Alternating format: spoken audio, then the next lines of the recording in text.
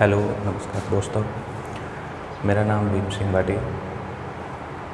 Maths की classes शुरू कर रहे हैं, जिसमें सबसे पहले अपन शुरू कर रहे हैं यहाँ पे 9th की क्लासें सबसे पहले शुरू करेंगे मैथ्स की। हेलो नमस्कार दोस्तों, मैं हूँ भीम सिंह। मैथ्स की क्लासेज के लिए सबसे फर्स्ट वीडियो है ये मेरा, और पहले वीडियो के अंदर क्लास 9th की मैथ्स के प्रत्येक चैप्टर के जो बेसिक हैं, प्रत्येक चैप्टर के जो कंसेप्ट है, वो कंसेप्ट एक बार अपन सारे के सारे सॉल्व करेंगे, ताकि बच्चों को आने वाले अभी एग्ज़ाम के अंदर हेल्प मिल सके। जैसे अभी जो क्लास 9th है, 9th का जो एग्ज़ाम है वो 20 दिन बाद में। तो सबसे पहले 9th के प्रत्येक एक्सरसाइज, यानी कि हर एक्सरसाइज का कंसेप्ट पढ़ाया जाएगा। तो पहले वीडियो के अंदर 3 एक्सरसाइज फर्स्ट, सेकंड और थर्ड, तीनों एक्सरसाइज का सबसे पहले कंसेप्ट पढ़ा दिया जाएगा एक ही वीडियो के अंदर।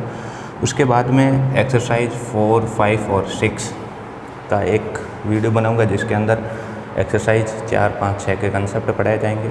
सारे कंसेप्ट यानी कि सारे इम्पोर्टेंट पॉइंट्स, वो सारे इम्पोर्टेंट पॉइंट्स होंगे जिनको अपन एग्ज़ाम पॉइंट ऑफ व्यू से रिवाइज कर सकें।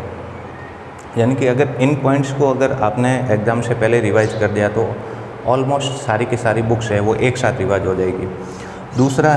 तीसरा वीडियो बनाऊंगा, उसके अंदर एक्सरसाइज 7, 8, 9 और 10, और लास्ट वीडियो बनाऊंगा उसके अंदर 11, 12, 13, 14 और 15, यानी कि कुल मिला के 1, 2, 3 और 4 वीडियो के अंदर पूरी की पूरी मैथ्स के कंसेप्ट क्लियर हो जाएंगे।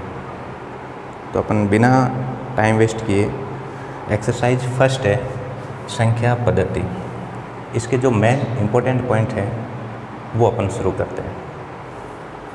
तो संख्या पद्धति का अंदर सबसे पहला VIP, वेरी इम्पोर्टेंट पॉइंट्स।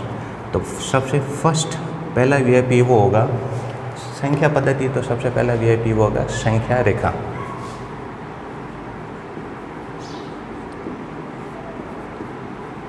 संख्या रेखा, बहुत सारे बच्चे हैं संख्या रेखा के बारे में जानते हैं पहले से, लेकिन अपना चैप्टर यहीं से शुरू हो रहा है, बेसिक है, बिल्कुल सिंपल है। तो इसको अपन शुरू करते हैं। संख्या रेखा एक इस प्रकार की रेखा है जिसका मिड पॉइंट होता है 0, जिसको बोलते हैं मूल बिंदु। उसके बाद में 1, 2, 3, 4 और इस तरीके से चलता जाता है प्लस का अनंत। इधर नेगेटिव होता है -2, -3 और चलता जाता है माइनस का अनंत। ये संख्या रेखा है, इस पर बहुत सारी संख्याएं हैं। कौन कौन सी संख्याएं इस संख्या रेखा पर है और उनको कौन सी संख्याएं बोलते हैं, वो सारे अपन एक एक नंबर से शुरू करते हैं। तो पहला है प्राकृत संख्या।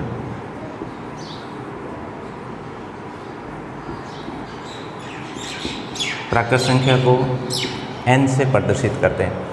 यहाँ पर 1 से लेके अनंत तक सारी की सारी होती है वो प्राकृत संख्याएं होती हैं। 1 से लेके अनंत तक जितनी भी संख्याएं होती हैं, 1 से अनंत तक, ये सारी प्राकृत संख्याएं होती हैं। चलो भाई, 1 से अनंत तक सारी प्राकृत संख्याएं हैं। 1, 2, 3, 4 चलती जाएगी। दूसरा है पूर्ण संख्या।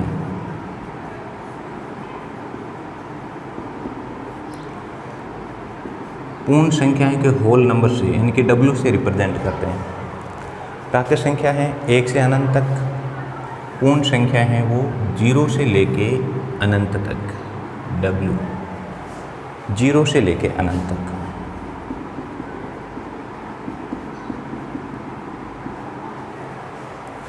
यानी कि 0 से लेके अनंत तक जितनी भी संख्याएं आ रही हैं इस संख्या रेखा के ऊपर, वो सारी की सारी हो जाएगी पूर्ण संख्याएं।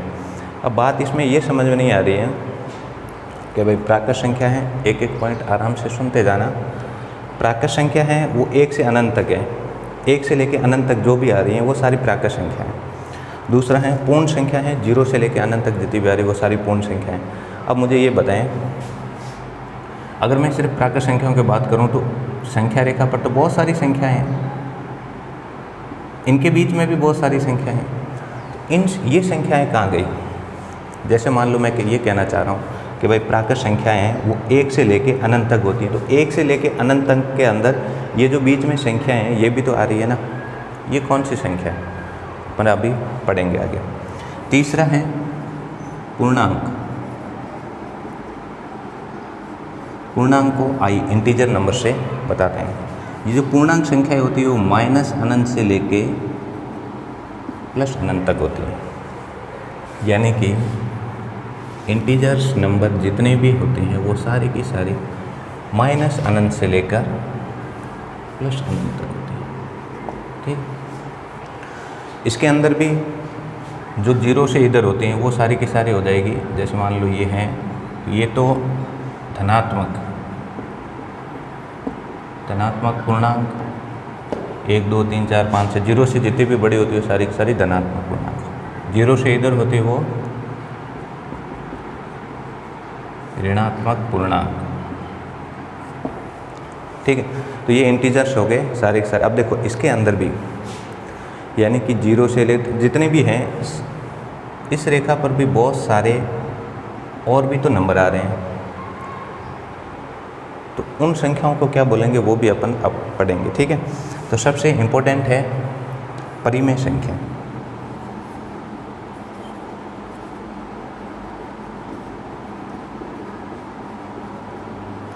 परिमेय संख्या।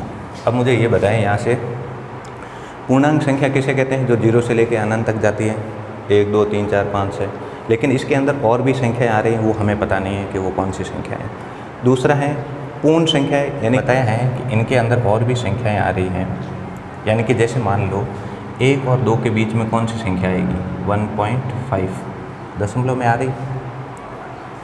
2 और 3 के बीच में 2.1 2.2 2.3 2.4, ये सारी की सारी संख्याएं कहाँ आ रही हैं? 2 और 3 के बीच में आ रही है। तो दशमलव वाली संख्याएं, या फिर अपन इसको ऐसे बोल सकते हैं, जैसे मान लो ये 1.5 है, ठीक है, तो इसका दशमलव हटाओगे तो कितना आएगा? 10, तो ये हो जाएगी 3/2। अब ये 3/2 कौन सी संख्या है? क्या 3/2 प्राकृत संख्या है? नहीं, प्राकृत संख्या सिर्फ और सिर्फ 1 2 3 4 5 6 7 8, यानी कि आधी अधूरी पौन ढाई दशमलव में कोई प्राकृत संख्या नहीं होती, न ही कोई पूर्ण संख्या होती है इस तरीके से, न ही कोई पूर्णांक संख्या होती है इस तरीके से। तो ये जो संख्याएं हैं इस संख्या को ही बोलते हैं परिमेय संख्या। यानी कि मैं ऐसे बोल सकता हूँ कि परिमेय संख्या वो किसको बोलते हैं? जिसको P/Q में लिख सकते हैं। P/Q का मतलब होता है अंश बटा हर।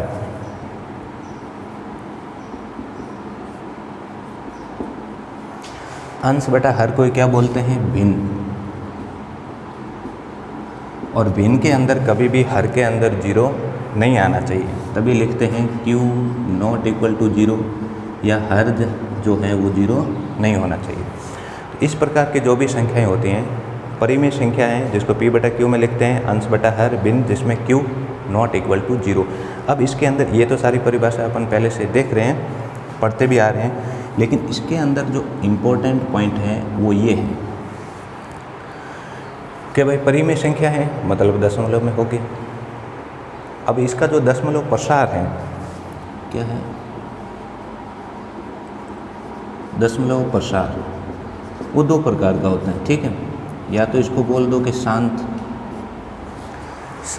दशमलव प्रसार, या अनवसानी आवृत्ति। 2 चीज़ें बहुत इम्पोर्टेंट है। इन शांत दशमलव प्रसार हो तो भी वो परिमेय संख्या है, अगर दशमलव प्रसार आवर्ती है तो भी वह परिमेय संख्या है।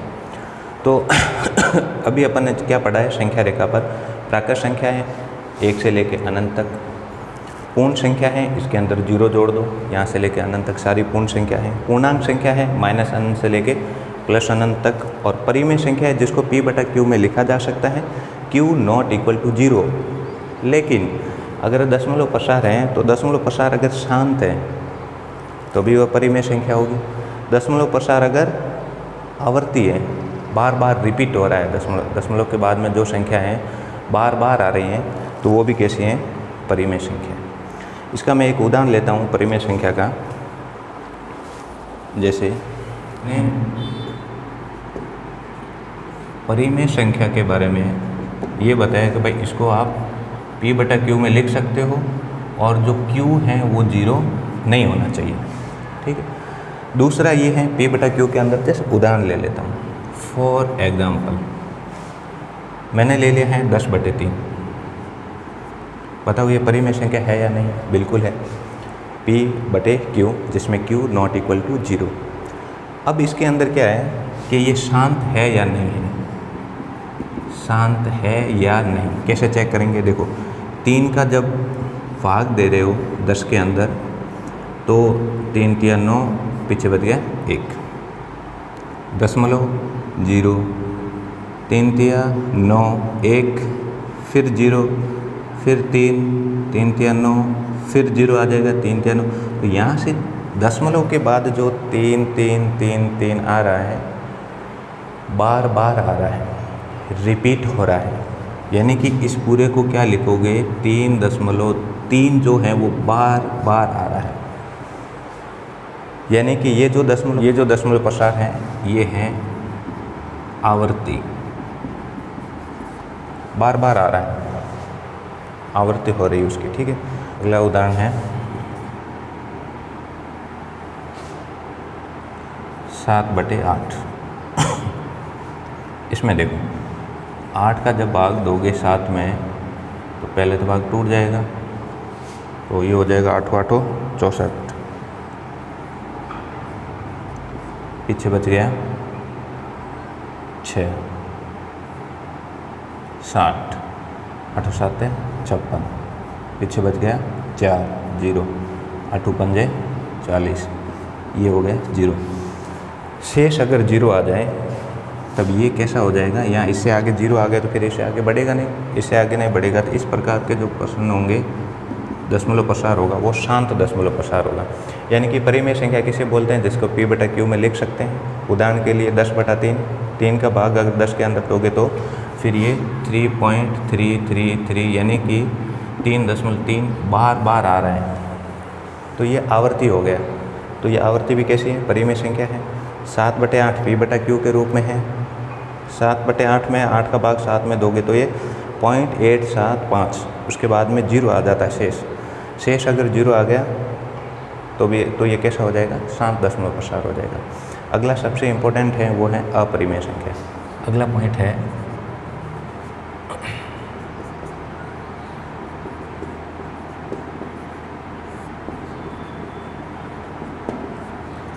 अपरिमेय संख्या किसे कहते हैं? आपने जो अभाज्य संख्या सुना होगा,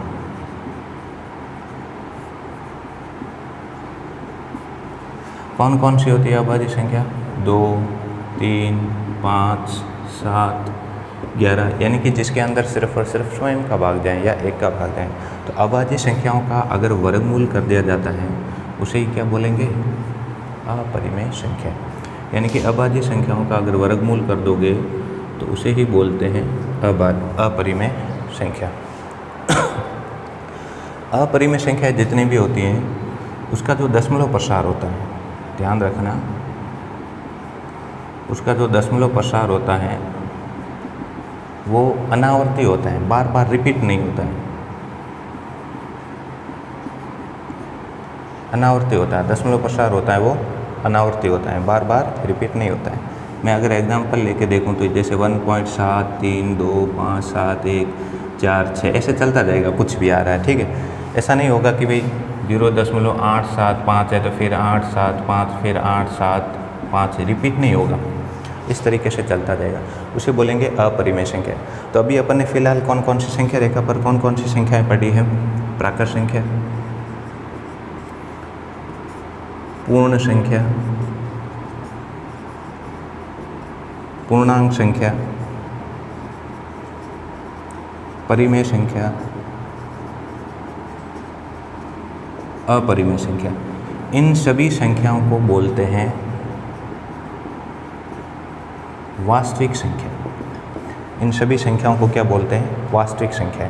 यानी कि जो संख्या रेखा है, इस संख्या रेखा पर जीरो, जो भी इस संख्या रेखा पर जो भी बिंदु आ रहा है, जो भी बिंदु आ रहा है, जिस बिंदु पर भी जो भी संख्या होगी, वो सारी की सारी संख्याएं वास्तविक होगी। वास्तविक संख्याओं में प्राकृत संख्या, पूर्ण संख्या, पूर्णांक संख्या, परिमेय संख्या और अपरिमेय संख्या, सारी की सारी संख्या आ रही है। यानी कि ये 10th क्लास का सबसे फर्स्ट चैप्टर है वास्तविक संख्या। तो 9th क्लास के अंदर अपने को कम से कम इतना आना चाहिए कि प्राकृत, पूर्ण, पूर्णांक, परिमेय और अपरिमेय संख्या किसे कहते हैं, जिसमें ये दोनों बहुत ही इम्पोर्टेंट है। दूसरा है दशमलव प्रसार कैसा हो रहा है, ठीक है। उससे आगे है हर का परिमेयकरण। हर का परिमेयकरण का मतलब मैं आपको एक एग्जांपल दे दूं। जैसे मान लो 1/2 प्लस √ के अंदर 3 साफ लिखा हुआ कि भाई हर का परिमेयकरण। हर के परिमेयकरण का मतलब है कि ये जो हर में आ रहा है वो पहले से अपरिमेय है, इसको परिमेय में बदलना पड़ेगा। ये अपरिमेय क्यों है? क्योंकि √3 एक अभाज्य संख्या है। अभाज्य संख्या का वर्गमूल एक अपरिमेय संख्या होती है।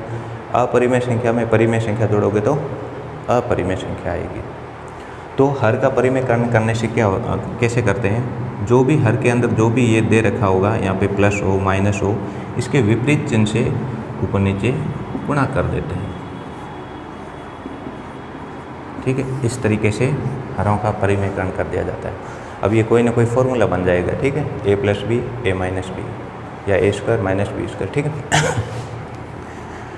अब घातांक नियम।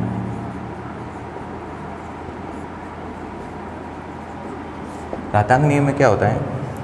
ये नियम है, अगर ये आधार बोलते हैं a⁻m × a⁻n, ये होता है a⁻m + n। अगर आधार समान है और वो गुणा में है तो उसकी घातें जुड़ जाएगी, ठीक है। दूसरा है a⁻m / a⁻n, ये हो जाएगा a⁻m - n। आधार समान है, भाग में है तो घातें माइनस हो जाएगी। तीसरा है की होल घात n है तो फिर क्या हो जाएगा? घातें गुणा में हो जाएगी a⁻m × a⁻n। और चौथा है अगर आधार समान ना हो और घातें अलग अलग हो, आधार समान ना हो, घातें समान हो, तो क्या हो जाएगा? a × b की पावर हो जाएगी m। तो इस तरीके से एक्सरसाइज फर्स्ट के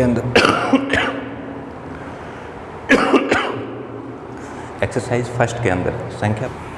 अगला सबसे इम्पोर्टेंट पॉइंट है, अगर परिमेय संख्या है, परिमेय के अंदर आप अपरिमेय जोड़ रहे हो, घटा रहे हो, गुणा कर रहे हो या भाग कर रहे हो, एक परिमेय संख्या के अंदर दूसरी परिमेय संख्या को जोड़ रहे हो या घटा रहे हो या गुणा कर रहे हो या भाग कर रहे हो, तो हमेशा एक अपरिमेय संख्या आएगी, ठीक है। अगर आप परिमेय संख्या के अंदर परिमेय संख्या ही जोड़ रहे हो, घटा रहे हो, भाग कर रहे हो, या फिर अपरिमेय संख्या के अंदर अपरिमेय संख्या जोड़ रहे हो, घटा रहे हो, तब परिमेय भी संख्या हो सकती है और अपरिमेय संख्या भी हो सकती है। परिमेय संख्या भी हो सकती है और अपरिमेय संख्या भी हो सकती है। तो ये जितने भी पॉइंट है इनको आप कॉपी में बाकायदा नंबर लिख के, पॉइंट के नंबर लिख के एक शॉर्ट नोट्स की तरह उसको लिखें, ठीक है। अब अपन एक्सरसाइज सेकंड के जो 4-5 पॉइंट्स हैं इम्पोर्टेंट वो करते हैं। एक्सरसाइज सेकंड है बहुपद।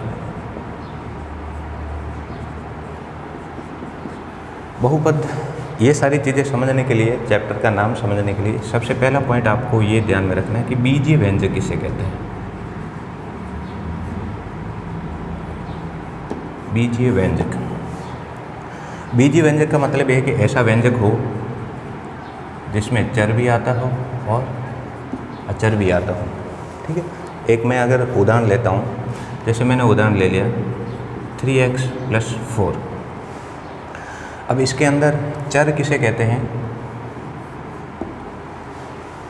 जिसके कई सारे मान हो सकते हैं। चर का मतलब वेरिएबल्स, उसके कई सारे मान हो सकते हैं। एक उदाहरण से अगर मैं ऐसा समझूँ, x बराबर 1, x बराबर 2, x बराबर 3, बताओ x का क्या मान है? कुछ भी हो सकता है, 1, 2, 3, 4, 5, 6, 7, 8। यहाँ पे मैं ऐसे बोल दूँ कि चलो बताओ 3 का मान क्या है, 4 का मान क्या है? तो 3 का मान 3 ही रहेगा, 4 का मान 4 ही रहेगा। तो जितने भी x, y, z, ठीक है, x, y, z यानी कि ABCD के जो भी अक्षर आ रहे हैं वो सारे के सारे क्या हो जाएंगे? चर। गिनती के अंक जितने भी आ रहे हैं 2, 3, 5, 7, वो सारे के सारे क्या हो जाएंगे? अचर हो जाएंगे। जिस व्यंजक के अंदर चर और अचर दोनों आते हो उसे क्या बोलते हैं? बीजीय व्यंजक। अगला पॉइंट है कि भाई अब बताओ, चलो ठीक है, बीजीय व्यंजक ये हो गया जिसके अंदर एक चर भी आता हो और अचर भी आता हो। अब अपन बहुपद पढ़, ठीक है। बहुपद किसे कहते हैं? इसके लिए देखो, एक होता है बहुपद और दूसरा होता है समीकरण। बहुपद जैसे मान लो, एक मैं उदाहरण से समझा दूँ, इसी को मैं अगर समझा देता हूँ। जैसे लिखा है 3x + 4 = 0 है। अब देखो इसमें और इसमें क्या फ़र्क है? यहाँ पे लिखा है मैंने 3x + 4, सिर्फ इतना लिखा है, और यहाँ पे लिखा है 3x + 4 = 0। यहाँ पे बराबर का निशान आ जाता है। जैसे ही बराबर का निशान आ गया तो ये एक समीकरण बन जाता है। इसमें बराबर नहीं है तो ये क्या हो जाएगा? बहुपद हो जाएगा, ठीक है। तो अब इसके अंदर सबसे इम्पोर्टेंट पॉइंट वो है कि इसमें जो चर है ना, चर, इस चर की जो घात है वो हमेशा क्या होनी चाहिए? धनात्मक पूर्णांक। चर की घात हमेशा धनात्मक पूर्णांक होनी चाहिए, तभी वो बहुपद होगा। चाहे बहुपद समीकरण बोल दो, चाहे बहुपद बोल दो, कुछ भी बोल दो, चर की जो घात होती है वो हमेशा क्या होनी चाहिए? धनात्मक पूर्णांक होनी चाहिए, ठीक है। अब अगर इसके अंदर अगला पॉइंट है तीसरा, पॉइंट नंबर 3, बहुपद का प्रकार।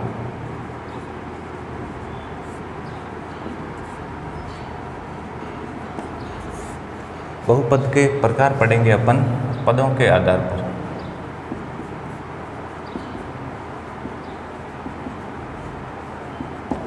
ठीक है, फर्स्ट है एक पदी बहुपद, द्विपदी बहुपद,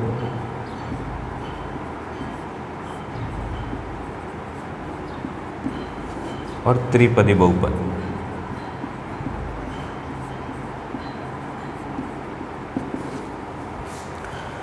एक पद से साफ नाम से पता चल रहा है, यानी कि ऐसा बहुपद जिसके अंदर सिर्फ एक ही पद हो, वो चाहे ये है, चाहे ये है, चाहे ये है, चाहे ये है, सारे के सारे एक ही पद है। इसके अंदर ना तो कोई दूसरा पद जुड़ रहा है, ना घट रहा है, ना भाग हो रहा है, कुछ भी नहीं हो रहा है, सिर्फ सिंगल है, सिर्फ 2x, सिर्फ 5, सिर्फ 7 और सिर्फ 2x²।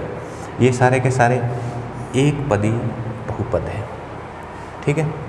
अब इसके अंदर एक खास बात ये है कि यहाँ पे जो सिर्फ सिंगल डिजिट लिखी है, जैसे मान लो 5 है, 7 है, तो इनको बोलते हैं शून्य बहुपद। अभी मैं बताऊँगा शून्य बहुपद,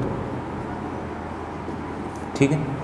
अभी आगे और आएगा उसमें बता देंगे। अब आता है द्विपदी बहुपद, जिसके अंदर दो पद हो, यानी कि जैसे यही ले लेता हूँ 3x + 4, 2x + 7, ठीक है, और 5 + 5x।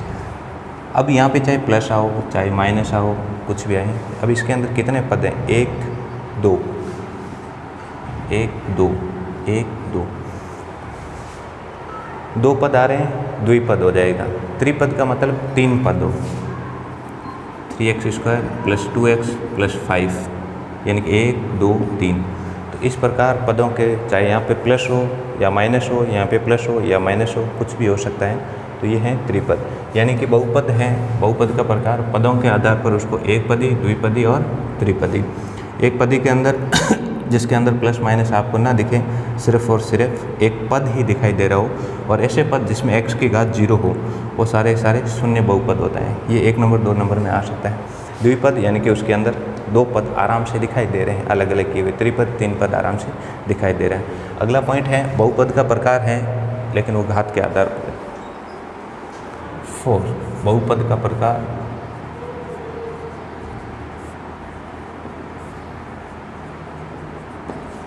चर की घात के आधार पर।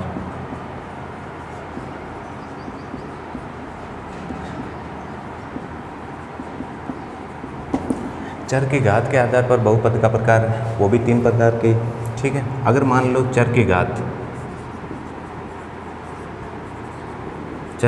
या तो 0 हो, या चर की घात 1 हो, या चर की घात 2 हो, या फिर चर की घात 3 हो। किसी की भी घात 0 का मान कितना होता है? 1।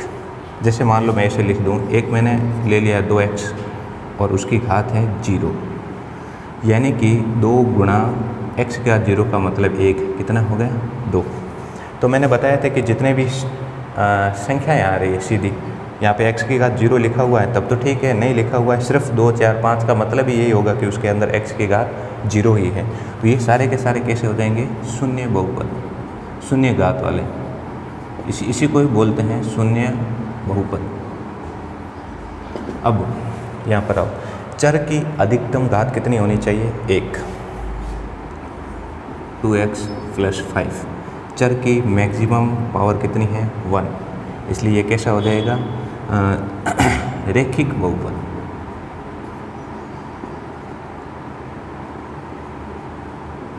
अगर चर की घात अधिकतम चर की घात 1 है तो वो एक चर वाला रैखिक बहुपद हो जाएगा, और एक घात वाला रैखिक बहुपद है ना, एक घात एक ही, अधिकतम घात अगर 1 है तो एक घात, उसको बोलते हैं रैखिक बहुपद, ठीक है।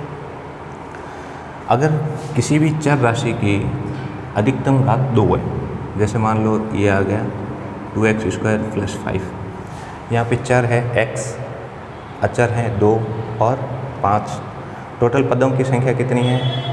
2। तो इसके अंदर चर की अधिकतम घात कितनी है? 2 है, तो इसको बोलते हैं द्विघात बहुपद। चर की अधिकतम घात है 2, चर की अधिकतम घात कितनी है?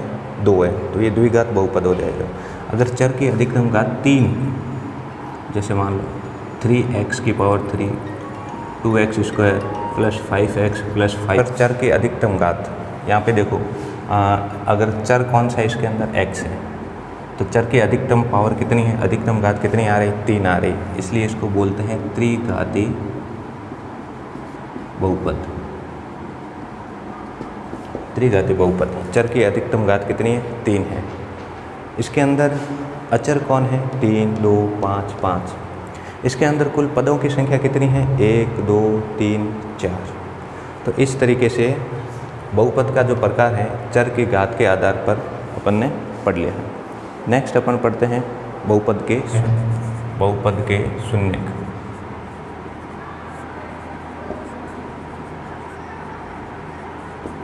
बहुपद का शून्य का मतलब ये हुआ, यहाँ पे काफ़ी लोग ये सोच लेते हैं भाई शून्य का मतलब है 0।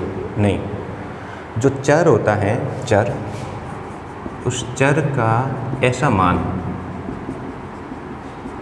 जिसकी वजह से जो बहुपद हैं वो शून्य हो जाए, ठीक है। चर का ऐसा मान रखे जिसका बहुपद क्या हो जाए? शून्य हो जाए, ठीक है। बहुपद का मान शून्य हो जाए, चर का ऐसा मान। अब चर का मान कोई ज़रूरी थोड़ी कि 0 हो, इसलिए जो शून्यक है उसका मान 0 हो या नहीं भी हो सकता है, ठीक है। अपने को ध्यान ये रखना है कि चर का ऐसा मान है जिससे बहुपद शून्य हो जाए। जैसे मान लो मैंने ले लिया है 2x - 10। अब मैं x का ऐसा क्या मान रखूं कि पूरा 0 हो जाए? तो मैं x का मान अगर 5 रखता हूं 0 हो गया। तो चर का ऐसा मान जिसे बहुपद का मान क्या आ जाए, 0 आ जाए। चर का ऐसा मान रखना है जिसमें बहुपद का मान 0 हो जाए, तो वो हो जाए बहुपद के 0। अब बात आती है कि अगर रैखिक बहुपद है, रैखिक बहुपद का मतलब क्या हुआ, उसकी अधिकतम घात कितनी हो जाएगी, 1 घात वाला, यानी कि उसके शून्य कितने होंगे, 1 ही होगा। द्विघात बहुपद है, अधिकतम घात 2 है, तो उसके शून्य कितने होंगे, 2। त्रिघात बहुपद के शून्य कितने होंगे, 3 होंगे। तो इस प्रकार से अपना चैप्टर नंबर दूसरा है बहुपद, वो बिल्कुल ही आसान, टोटल 5 पॉइंट बताएं, पाँचों का पाँचों पॉइंट एक शॉर्ट नोट्स की तरह आप अपनी कॉपी में लिखना अच्छे से, और पेपर से थोड़ा पहले इसको आप रिवाइज कर देना। एक्सरसाइज नंबर 3, निर्देशांक ज्यामिति।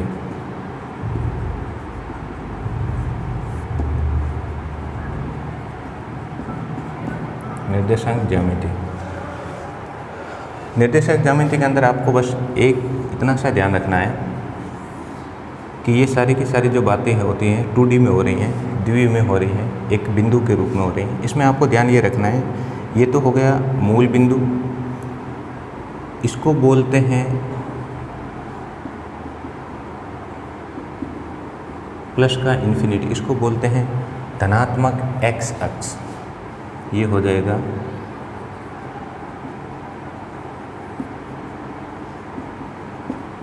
और ये मूल बिंदु के इधर ये हो जाएगा ऋणात्मक एक्स अक्ष।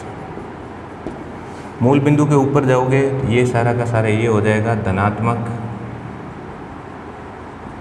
वाई एक्स, और इसके नीचे जाओगे ये हो जाएगा ऋणात्मक वाई एक्स। ये इसको बोलते हैं फर्स्ट चतुर्थांश, 1 2 3 4 चौथा हिस्सा है ना ये इसका, तो फर्स्ट चतुर्थांश, इसको बोलते हैं सेकंड चतुर्थांश, इसको बोलते हैं थर्ड चतुर्थांश, और इसको बोलते हैं फोर्थ चतुर्थांश। ठीक है। अब मान लो कोई एक बिंदु इसमें भी है, एक बिंदु इसमें भी है, एक बिंदु इसमें भी है, एक बिंदु इसमें भी है, बोल तो ऐसा बोल सकते हैं कि कोई भी बिंदु है वो सेकंड चतुर्थांश में है, उसके निर्देशांक क्या हो सकते हैं। ठीक है। कोई भी बिंदु उसके निर्देशांक हमेशा x और y में होगा, जिसमें पहले x को लिखा जाएगा और फिर y को लिखा जाएगा। ठीक है। इसमें भी x और y, यानी कि पहले x को लिखा जाएगा और फिर y को लिखा जाएगा, पहले x को लिखा जाएगा और फिर y को लिखा जाएगा। अब यहाँ पर देखो, यहाँ पर x, इस बिंदु के लिए x के मान जितने भी आ रहे हैं वो सारे के सारे क्या आ रहे हैं, धनात्मक। y के मान, इसमें y के मान जितने भी आ रहे हैं वो भी आ रहे हैं धनात्मक, यानी कि फर्स्ट चतुर्थांश के अंदर x और y कोऑर्डिनेट दोनों के दोनों पॉजिटिव होते हैं। इसमें आओ, इसमें देखो सबसे पहले x के मान क्या आ रहे हैं, ऋणात्मक आ रहे हैं, और y के मान क्या आ रहे हैं, धनात्मक आ रहे हैं। इसमें आओ, यहाँ पर देखो x के मान आ रहे हैं ऋणात्मक और y के मान भी आ रहे हैं ऋणात्मक, तो दोनों ऐसे कोऑर्डिनेट जिसमें दोनों पॉजिटिव होते हैं। जस्ट इसके सामने वाले दोनों में पॉजिटिव होते हैं और इसके सामने वाले ये इसमें दोनों में नेगेटिव होते हैं। ये दोनों एक पॉजिटिव और एक नेगेटिव होता है। ठीक है। तो इसके अंदर x देखो, x पॉजिटिव है और y क्या है, नेगेटिव है। तो निर्देशक ज्योमेट्री के अंदर बस इतना सा ही, इतनी सी चीज़ आपको ध्यान में रखनी है। एक और इसका पॉइंट बन सकता है कि भाई भुज और कोटि किसे कहते हैं, भुज और कोटि, x और y, इस x को बोलते हैं भुज और y को बोलते हैं कोटि। क्वेश्चन ये पूछ सकता है कि इसके अंदर सेकंड चतुर्थांश के अंदर भुज कितना होगा और कोटि कितनी होगी, तो भुज होगा माइनस और कोटि होगी प्लस। तो उम्मीद करते हैं एक्सरसाइज फर्स्ट, सेकंड और थर्ड, इन तीनों के जो भी पॉइंट लिखवाए हैं वो सारे पॉइंट कॉपी के अंदर, एक पेज के अंदर लिखें। ज़्यादा इसमें नहीं, 5-5 मिनट ही लगेंगे। ये आपको एग्ज़ाम से जस्ट एक दिन पहले, 2-4 घंटे पहले बहुत हेल्पफुल होंगे। कल अपन एक्सरसाइज 4, 5 और 6 इसके शॉर्ट नोट्स बनाएंगे, यानी कि जितने इम्पोर्टेंट पॉइंट्स हैं उनके बारे में चर्चा करेंगे। इसके बाद में एक्सरसाइज 7, 8, 9 और 10, फिर 11, 12, 13 और 14, और उसके बाद में एक मॉडल पेपर करेंगे जिसमें जितने भी मैंने पॉइंट्स लिखवाए इससे बाद एक भी नहीं होगा। और पुराने अगर पेपर देखोगे तो उसमें भी यही जितने पॉइंट्स हैं, ये सारे पॉइंट्स आ रहे हैं। इसके बाद में क्लास 10th की मैथ्स और साइंस दोनों शुरू करेंगे। 11th की मैथ्स और 12th की मैथ्स, ये भी अपन शुरू करेंगे। तो अभी 9th के पेपर्स हो जाएं, उसके बाद में क्लास 10th में मैथमेटिक्स शुरू कर देंगे, बिल्कुल बेसिक और अच्छे से। अभी थोड़ा फास्ट है, छोटा वीडियो बना के सारे पॉइंट्स कवर करने की सोच रहे हैं। ठीक है, थैंक यू।